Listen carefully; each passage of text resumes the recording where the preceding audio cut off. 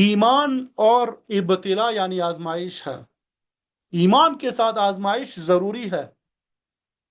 تو اس بارے میں اللہ تعالیٰ نے چند نبیوں کا ذکر بھی کیا ہے جن پہ بڑی بڑی آزمائشیں آئی، لیکن انہوں نے ان آزمائشوں میں صبر اور استقامت کا دامن جو ہے وہ ہاتھ سے نہ چھوڑا۔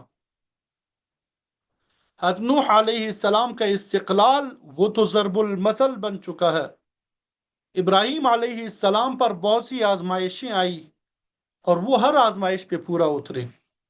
حضرت موسیٰ اور ہارون علیہ السلام کے واقعات پچھلی صورت میں آپ پڑھ چکے ہیں، اس صورت میں بھی ان کے صبر اور استقلال کا ذکر آ رہا ہے۔